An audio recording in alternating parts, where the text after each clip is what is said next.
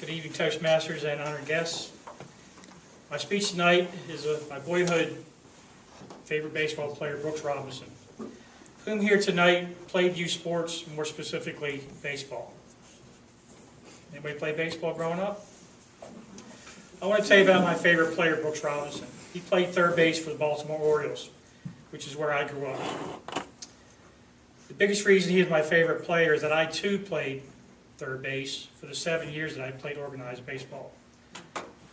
Brooks Robinson came from a small town in Arkansas and signed with the Orioles in 1955 at the age of 18. He played his entire career with Baltimore before retiring in 1977. During his time with the Orioles, he won 2 World Series in 1966 and again in 1970.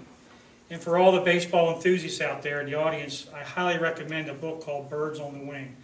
This was about the Orioles of 1966. And for those who may remember, Mike Cuellar, Jim Palmer, that was his rookie year. It basically gave a clubhouse effect on the baseball team of the Orioles.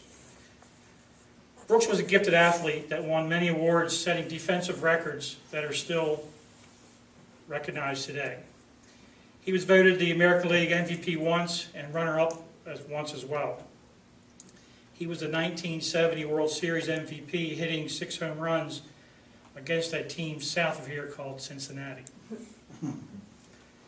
He was a 15-year consecutive All-Star, and he won the Golden Glove for his position consecutively 16 years running. For those who don't know what the Golden Glove is, that's basically you're being recognized as the best in your position. He won that 16 years consecutively. So what does it take to become a world-class third baseman?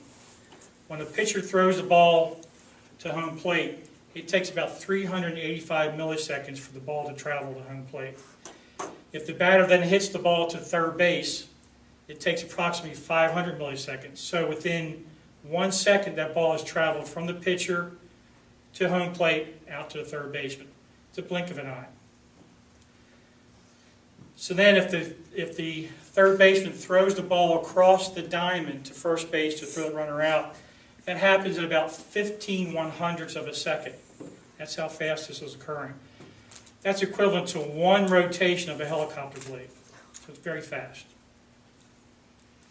Starting at the age of 10, I was allowed to ride the city bus in the county where I grew up. Essentially, even though I was south of the city, at the end of my street, the bus would come up and we were allowed to go on it. There was only two kids in my neighborhood. I was one, and I had a good friend that was allowed to do that as well. And we would sometimes ride the bus up into town, and we would be basically dropped off about 2 blocks from Memorial Stadium. So I did have an opportunity to see Brooks Robinson play as a kid. Of course, we got to watch him on TV on Saturdays, but riding that bus was a lot of fun as well. It wasn't until I was an adult that I got to see Brooks Robinson in person. By now, I'm in my 20s. I was meeting a co-worker at a restaurant in Timonium, Maryland, which is a town just north of Baltimore. We go to this restaurant called Chi-Chi's. For those who recognize that name, it's just an old Mexican restaurant. Well, we came into this restaurant about 2:30 p.m. after the lunch crowd and before the dinner crowd. And basically we looked around, there was nobody in this restaurant except for one person sitting off to the side. So the more my coworker and I were sitting there, I kept looking over and man, it kind of looks like Brooks Robinson. So I asked my coworker, he didn't recognize the name. So finally I asked the waitress who came over if indeed that was Brooks Robinson. She said yes, she acknowledged that it was. And basically went on to tell us that he sometimes came in once or twice a week, not to be recognized. He just wanted to have a decent, quiet dinner, quiet lunch. So out of respect to him, I did not make a scene. I didn't go over, get an autograph. I didn't, hey, how you doing, Brooks? I basically just recognized who it was for what he was.